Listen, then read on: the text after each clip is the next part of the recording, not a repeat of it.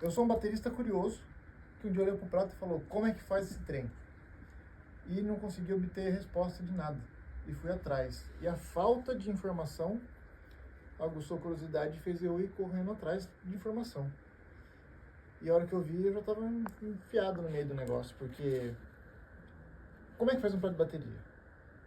Perguntava para um, ninguém sabia. Perguntava pro meu avô. Ah, isso é tudo lata. Tá, mas o que é lata, né? E aí eu fui descobrindo, pegando meu prato e tentando fazer coisa com ele. Tentando mexer, martelei, taquei fogo, dobrei, fiz de tudo. Tá aqui, cara.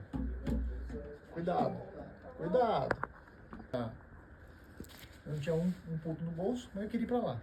Cheguei para um amigo meu e falei assim, Franco, empresta o seu cartão de crédito pra mim, vou comprar uma passagem para ir pra Turquia. Tá bom, então, prestou o cartão. Fui comprar passagem, comprei a mais barata que tinha. Promoção, passagem super barata, só que não era parcelada. Uma vez no cartão. Pá, paguei.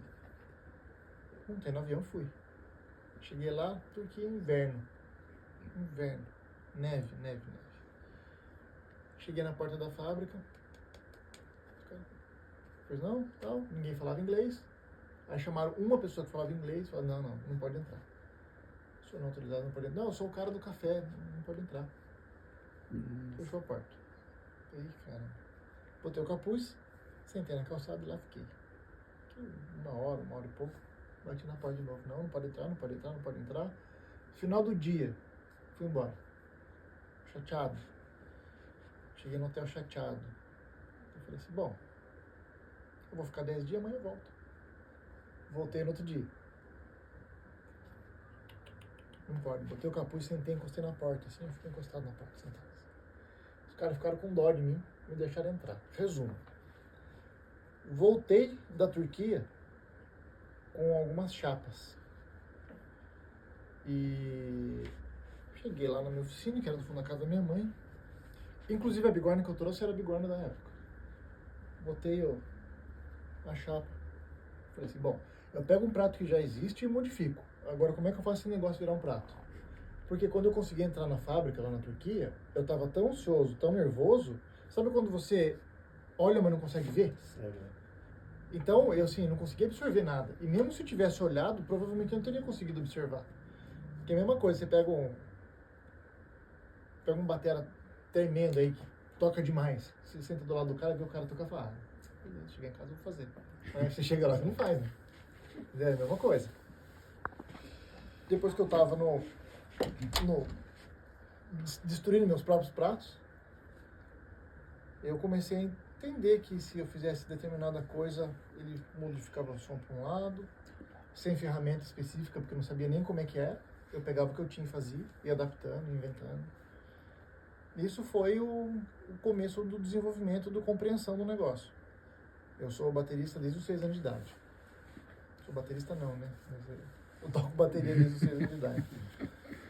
E sempre fiquei envolvido. E aí, no decorrer do negócio, eu já estava entendendo o que era e conseguindo modificar meus próprios pratos com as ferramentas que eu tinha feito lá de forma muito, muito artesanal.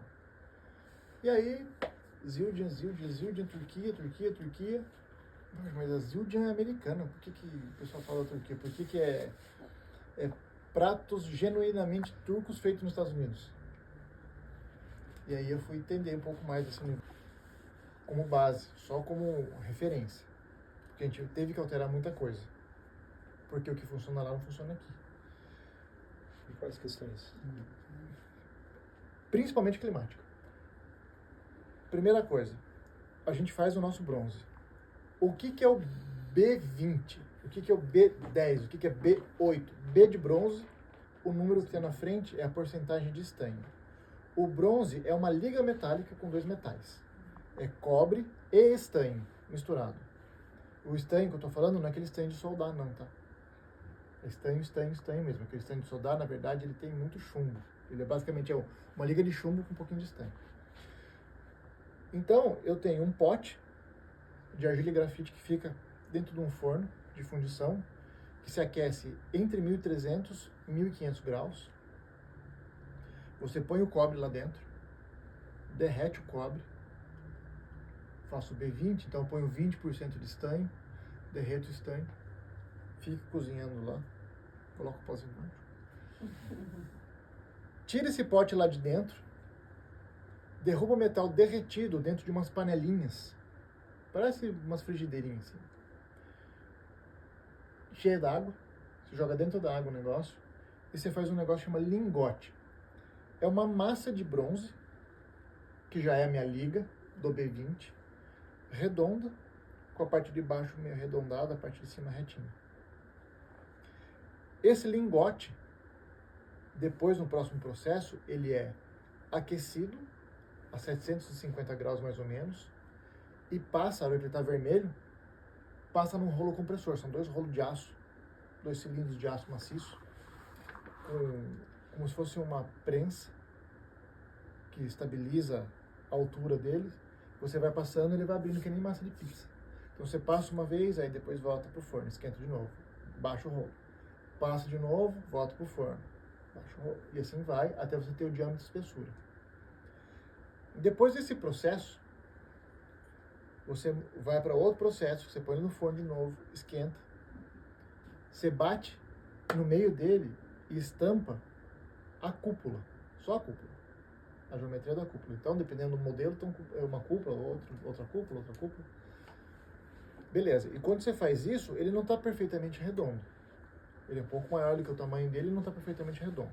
Eu furo o centro da cúpula, coloco numa máquina e corto ele redondo, um pouco maior do que o diâmetro final.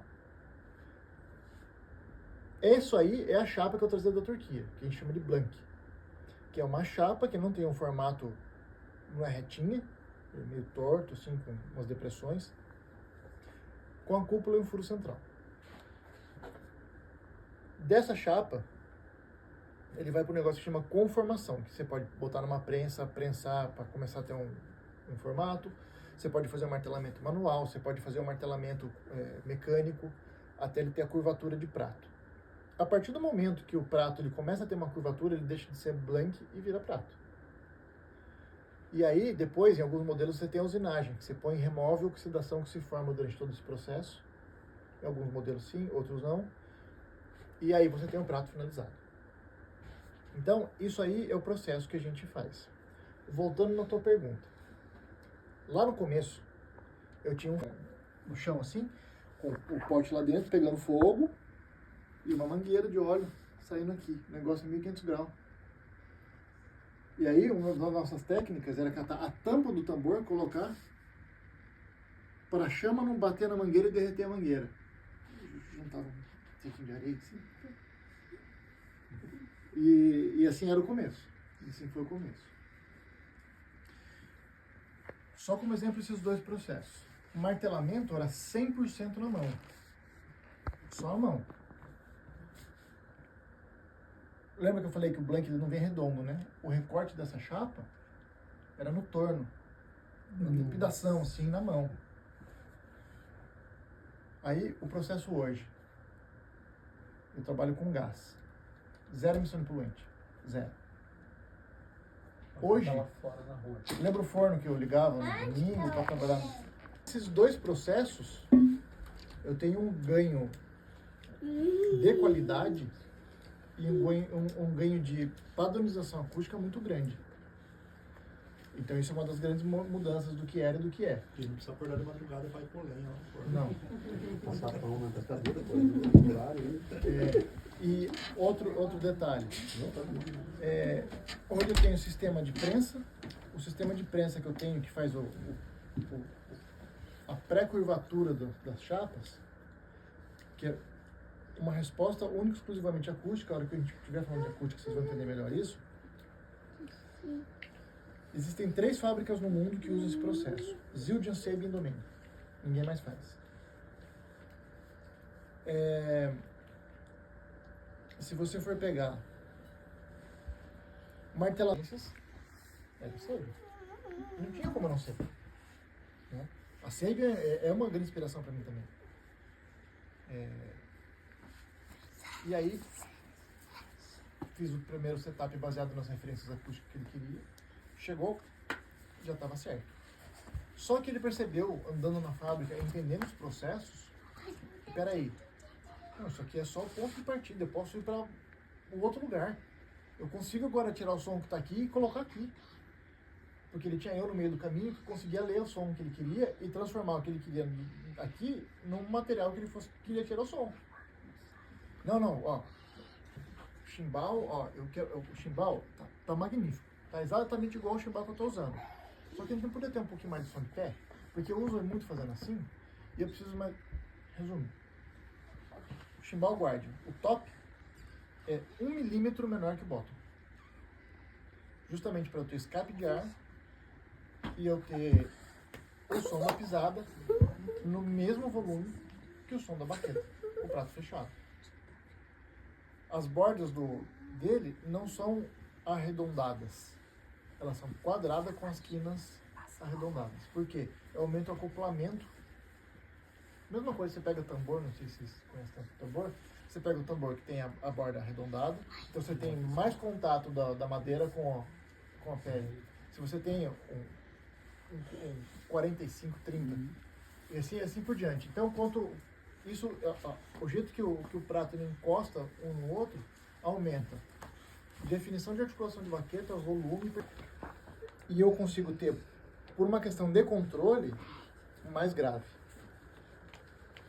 Eu tenho martelamento rotativo, eu tenho um martelamento manual que fica na parte de baixo dele, em volta da cúpula, não dá pra ver direito, mas não sei se vocês conseguem ver o reflexo do prato, que tem uns pontinhos pequenininhos aqui assim, ó. Esse aqui é um martelamento manual. E na borda do prato também. Aí depois na usinagem, eu tenho uma usinagem bem fininha, que são os riscos bem fininhos que tem aqui, e uma usinagem mais pesada. Depois dessa usinagem, eu tenho mais uma seção de martelamento, que é onde eu, de fato, coloco um pouco mais de complexidade e deixo a borda dele mais dura.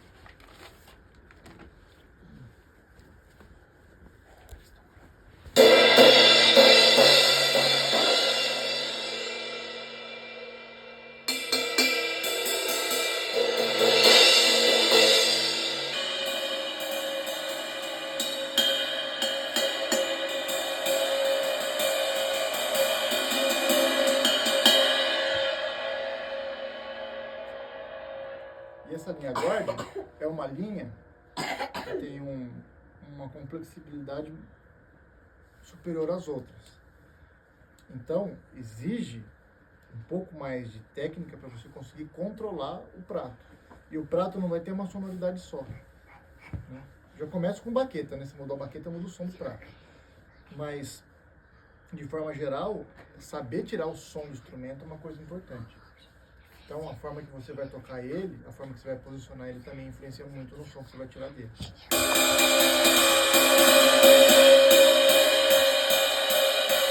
Então, essa câmera fica o tempo todo. Eu sempre gostei mais do DNA pelo tipo de som que eu toco, normalmente barzinho. O prato ele é formado de algumas coisas. Cúpula, tem ou não tem. Grande, pequena, alta, baixa, cada uma vai ter uma coisa. Corpo e borda. A cúpula ela é responsável por projeção de agudo. Só. Quanto maior a cúpula, maior o agudo. Do corpo ou só da cúpula? Só da cúpula. A cúpula ela reflete todo o agudo que tem residual do corpo todo. Inclusive dela própria. O corpo do prato é a área de fato que vai se movimentar e produzir vibração. Quanto maior eu tiver o corpo, ou seja, maior for o diâmetro do prato, você vai ter mais projeção de volume, você vai ter mais articulação de baqueta. Só que essa articulação de baqueta, ela pode mudar de acordo com a espessura. E a borda é responsável pela vibração em si do prato, porque é onde você vai fazer esse movimento aqui. Sabe como se tivesse um elástico? Você faz assim, ele volta. É isso aqui que faz o som do prato. E a borda vai vibrar. Então, eu vou falar que esse aqui tem uma tensão mais baixa, esse aqui tem uma tensão mais alta. Qual dos dois é mais fácil de quebrar? O que tem tensão mais alta é mais fácil de quebrar. O que quebra mais fácil? Prato grosso ou prato fino? Quebra mais fácil? Sim. Também acho. Prato grosso quebra mais fácil. Porque Tá mais quando você tensionado, bate, né? com Ele é força, mais duro, né? ele deforma, quando ele tem menos tensão na borda, ele deforma, absorve o excesso de força na deformação e volta. Já o prato mais rígido, a hora que você bate nele, ele não tem pra onde ir, ele entra em colapso e quebra. Cansou de ouvir isso já? Não, não cansei não. Ela foi e usou no serviço. Muito bem. A cúpula, quanto som de corpo, ó.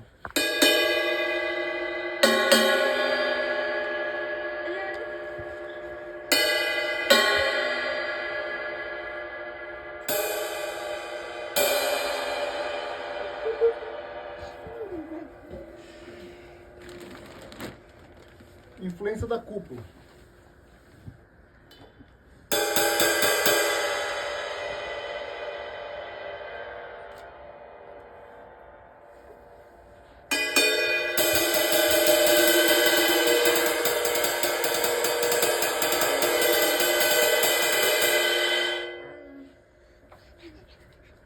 Todo prato, quando você bate nele, a vibração dele não acontece assim, ela acontece assim. Bater no prato, ele se divide em três. Todo prato, qualquer prato do planeta inteiro, ele se divide em três. Se vocês depois quiserem ver aqui, na hora que você bate no prato, chega aqui, uma dele aqui, ó.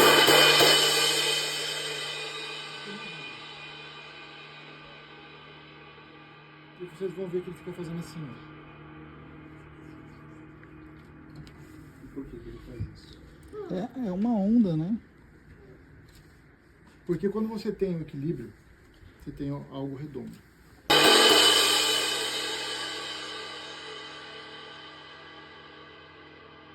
Quando você toca um prato de bateria, você não quer ter uma nota fixa. Você quer ter outras coisas. Por exemplo, você quer ter clique. Por quê? Você está contando o tempo, você está dando pulso. Ao mesmo tempo, você não pode ter uma nota fundamental ali, imagina, na harmonia. Vai dar ruim. No caso desse prato aqui, ele tem 3 áreas de condução. Tem a cúpula,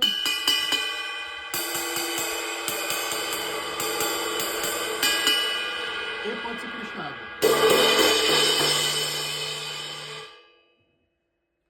Tá vendo essa camada aqui? Isso daqui é uma oxidação. Durante o processo de fabricação, entra no forno, sai do forno e esfria. Entra no forno, sai do forno e esfria. A oxidação ela vai se formando. Quando a gente vai para a usinagem, eu posso optar por tirar ou não, ou tirar parcialmente ela. O que a oxidação faz? É como se fosse um abafador. É um monte de partícula grudado na superfície do prato. Se você quer um prato mais seco, com talvez menos volume, Controlando. você vai querer ter um prato inteirinho usinado ou um prato inteirinho oxidado? Inteirinho oxidado, porque você tem mais partícula grudada nele, ele vai vibrar menos. Então, um prato mais seco. Pode ver, todo prato seco, ele... Isso aqui é articulação. A história da ponta da baqueta, a história... é isso daqui, ó. Em alguns raids de jazz mais clássico, eles optam por fazer um processo que chama burnishing, que é fazer com que a superfície do prato fique mais rígida. Então você tem mais articulação de baqueta porque você escuta mais isso. Entendi, mais mesma definido. coisa, é a mesma coisa de bater aqui, bater aqui. Tá mais abafado ali porque tá absorvendo mais impacto. Quanto mais duro e mais rígido for a superfície, entendeu?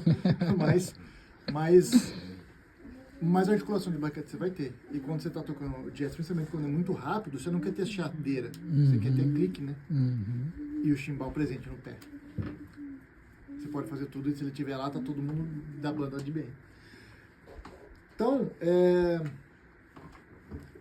prato, quanto mais fino, ele é mais grave ou mais agudo? Quanto mais fino, mais grave.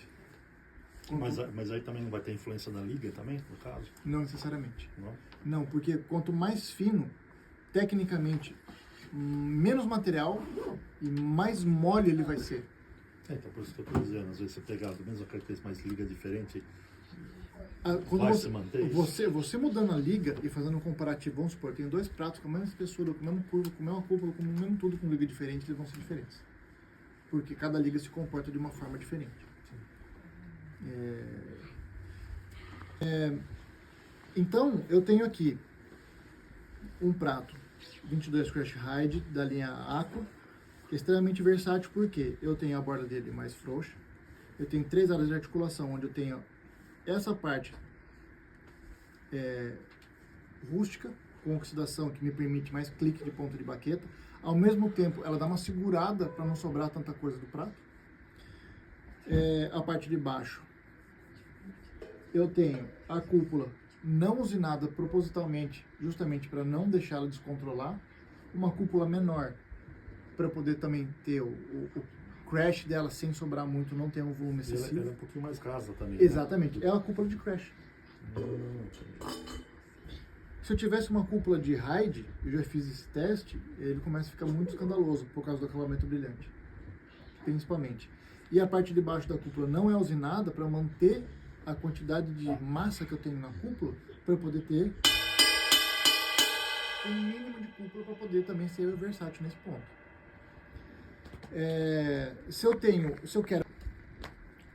Eu tenho articulação de baqueta, só que eu tenho bastante wash, que é essa sujeira, e eu posso acrechear ele. Primeira coisa que eu vou pensar, eu não posso ter um prato inteirinho rústico assim, porque senão eu vou limitar o wash. Eu preciso ter articulação de baqueta, ou ele vai ser extremamente rígido de borda, para eu poder ter o clique, aqui tem que ser duro, e eu quero que ele seja um crash. O que define um crash de um hide? O hide, quando você bate, ele faz ping, e o crash, quando você bate, ele faz shh. Quando você vai fazer a usinagem, você pensa que tem uma chapa de uma espessura só. Quando você começa a fazer o afinamento para a borda, a gente chama de taper, vai fazendo um afinamento para a borda. Isso faz com que o prato vá aumentando a explosão e a sensibilidade. Menos material na borda para vibrar, menos força eu preciso colocar nele, porque o metal não exige. Vai estar menos tensionado. Menos né? tensionado também, mas principalmente se eu tenho um hide de 26 polegadas e eu tenho um splash de 3, qual que eu preciso colocar mais força para se colocar em movimento? O 26 é muita massa, então ele exige uma força muito grande para tirar da inércia para começar a movimentar. Então, se eu tenho um hide muito grande ou um hide muito espesso, eu preciso de muita força para colocar ele em movimento. Se você pegar um metal crash extremamente espesso, se você bater fraquinho, vai fazer pim. Se sentar a mão, aí ele vai começar a abrir o som. Então, se você quer ter um prato explosivo que funcione em qualquer volume, apertado nem muito solto, você tem que fazer com que os elementos que prendem o prato no limite, entrarem em uso. Por exemplo, aqui já está tudo errado. Porque, primeira coisa, eu não tenho uma proteção que impeça o metal do prato de estar em contato com o metal da estante. O metal da estante é muito mais rígido que o metal do prato. Então, a probabilidade de ficar raspando e gastar aqui é enorme. Consequentemente, se eu faço um frisinho assim, para isso virar um trinco, é um passo. Segunda coisa, quando eu tenho a proteção, e porventura eu faça isso, Nossa, aí piorou. o plástico também me ajuda a absorver parte desse impacto. Quando eu coloco... Quando eu coloco o feltro na parte de cima, e eu deixo solto, ela não está agindo, né? Ele está dando um tranco no pino central. A partir do momento que ela está agindo, ela me ajuda a absorver o impacto. Isso faz com que a transferência de energia excessiva se dissipe aqui. Eu não sobrecarrego o furo central, eu não sobrecarrego a intersecção que a gente chama de ponte, que é entre a cúpula e o corpo do prato, e nem a borda onde está sendo aplicado o golpe. Que é muito comum trinca nessa região também, né? Por conta Sim. disso que você fala, né? Agora, se eu deixo ele extremamente apertado, o que acontece? Primeira coisa, em volta da cúpula vai embora. Porque toda a energia que eu estou colocando vai ser dissipada aqui, porque aqui vai ter que segurar o peso do prato e o peso do golpe. Se eu deixo o prato muito inclinado, vou até tirar aqui só para vocês verem o que acontece de cara. Ó, já está tensionado ali, ó. Não estou fazendo nada, já está ali. Tá, beleza. Coloquei e apertei. Para onde foi a tensão? Para essa região em volta da cúpula. Ah, mas eu vou usar só de condução, vou conduzir que nem o bateria do ar. Beleza. Se eu começar a crechar nesse prato, teremos problemas.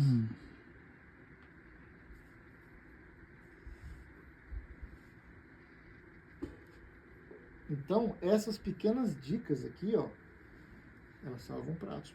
A longevidade dos pratos. Outra coisa, eu vou bater no prato assim. Eu vou bater no prato assim. Para botar ele para se movimentar, né? Eu não quero enfiar minha baqueta dentro do prato. Eu quero fazer a borda dele vibrar.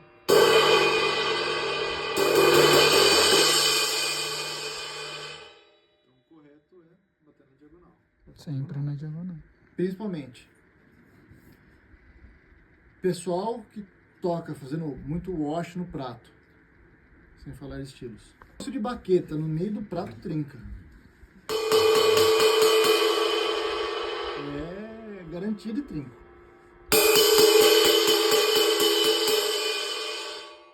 Então também. Então, se você quer wash, posso crashar no meu ride? Pode, mas ele não é um crash. Então, se você crescer no ride, tendo consciência que ele é um ride, não um crash. Tá, voltando ao assunto que você falou da intersecção da cúpula e geralmente é mais pro ride isso, essa diferença da cúpula ser mais separado do corpo. Depende do tipo de ride. Se você for pegar no prato, influencia diretamente na acústica dele. Se o prato começa a oxidar, ele está mudando o som. Então, se você deixa um prato super oxidar, ele vai ficar com uma camada de oxidação super grande. O que eu falei da oxidação? Ela funciona como abafador. Primeira coisa é isso. Segunda coisa, no nível um pouco mais leve e mais controlado, existe um nível de oxidação que acontece num prato que ele estanca possíveis futuras superoxidações, que chama-se de pátina. É uma oxidação super leve que acontece nele, que é como se selasse o prato, ele não vai oxidar mais. O pessoal usa essa técnica muito em estátuas de bronze. Normalmente verde, às vezes meio alaranjado, às vezes meio azulado. O alaranjado, mais indo para o marrom, é uma oxidação super fraquinha. Quando você tem o azulado, você tem uma oxidação um pouco mais forte, mais induzida, e quase começa a ter um que a gente chama de zinabre, porque são outras partículas ali. E quando você tem a alaranjada, você está no meio do caminho entre uma e outra. Ela é gradualmente mais profunda. Ela tem um efeito de abafamento um pouco menor do que a zinabrada, vamos dizer assim. Então, qualquer coisa que você for fazer no prato, para limpar o prato, depois que ele estiver sujo, você vai ter que, primeira coisa, saber que você vai ter que usar um abrasivo quando você tiver uma sujeira muito forte. Ou seja, o abrasivo é uma lixa. Você vai lixar o prato. Se você lixar o prato, você vai modificar o som dele. Talvez você consiga restaurar o som que era, mas você vai perceber que o som que está, se não está te agradando, talvez só a limpeza não resolva. Porque quando você limpa, você tira só a superficial, né? Tem a porosidade e tem até uma certa camada que você às vezes precisa remover para você restaurar o som do prato. Mas de fato você não restaura o som do prato, porque se você vai remover material, ele vai ficar mais leve também. Então, um paninho e deu.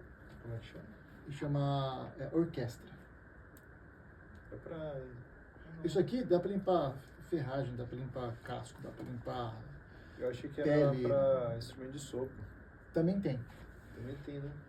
Especificamente para o prato, ele ajuda a manter o prato limpo. Só que uma vez que você tem uma oxidação, ele não vai limpar. Porque ele não limpa de fato para tirar a oxidação. Porque ele não tem abrasivo, ele vai ajudar a manter o prato limpo. Marca de dedo, se você não deixou a marca de dedo ficar uma semana no prato, ele vai limpar. Se ficou uma semana, ele virou uma oxidação. Tá? Aí você vai precisar passar para um abrasivo. Tem diversos. Lá no domínio a gente está em desenvolvimento de um desse, em parceria com a orquestra, e um que tem abrasivo também, para você manter limpo e se tiver sujo, conseguir tirar e depois continuar mantendo limpo. Aqui na escola às vezes a gente passa o WD. Pode ficar manchado. No B8, no B10, quando você pega e você aquece ele, você faz um negócio chamado alívio de tensão. Tudo aquilo que está com muita tensão por pressão ou por mudança, tem arranja uma folha sulfite para mim, um pedaço de papel, um pedaço de jornal. Quando você martela, você usina, você faz com que o prato fique em um formato, fique de outro formato e você espera que ele se mantenha naquele formato. O B8 vai ficar de boa no formato. O B20 tende a mudar. Ele tende a voltar para o estado natural dele. Tem um blank de B20, vou martelar. E aí terminei de martelar. Ele vai voltando. Ele vai voltando. Se fosse um B8, ele já estava pronto. Ele não ia querer voltar tanto. E esse se movimentar e esse voltar faz com que o prato fique com som opaco. E ele vai estabilizar assim que ele parar de mexer. No começo ele mexe muito rápido, depois ele vai parando de mexer e mexendo mais devagarzinho. Então essa curvatura aí, a primeira estabilização acontece em 3 horas. A estabilização real, onde você bate no prato e você vai saber que ele vai ficar com aquele som, e dali em diante as mudanças acústicas que vão ocorrer são irrisórias, é após 3 meses. Tá indo com a fogo aí. O principal que a Domene tem hoje é ter um produto excepcional. Nós nunca nos propusemos a fazer um prato de baixa qualidade. Você tem o prato mais de entrada que a Domene já fez na história, que é o Cid. Que não é um prato. Que ele acabou de falar que é igual ao Alvedice. Tem um set completo aqui. Eu sei, Ah, você porque viu? eu falei que era tão difícil eu tocar num Ele quis setup, tocar ali né? onde tá tudo. Então, o já- que eu quero dizer com isso? Que a gente se propôs a fazer muito bem feito o que estava fazendo sempre. Que o nosso foco é um instrumento musical, é a acústica. E para eu ter acústica, eu preciso ter processo, eu não posso comprometer processo. Que o mercado, o valor, vem muito depois de tudo isso. Tem aquele jargão mesmo, o que importa é o som. E hoje a Domene tem um produto que está no mercado que entrega o que as grandes marcas entregam, só que a gente tem um preço acessível em relação às grandes marcas. O mercado está lotado de outras marcas. Aí é uma questão de escolha. Eu não vou fazer um prato igual a Sabian, eu não vou fazer um prato igual a Zildjian, porque eu faço o prato que eu faço. Entendeu? E aqui tem a mão, não é só o Francisco aqui, né? Tem muita gente por trás de tudo isso. Então, isso aqui é a representatividade. Toda vez que eu falo eu, principalmente quando eu estou falando sobre o Domene, eu falo eu, lembre-se que eu, enquanto Domene, figura, Tem uma fábrica inteira e pessoas Tem- trabalhando. tem um monte de gente atrás que faz. Sim.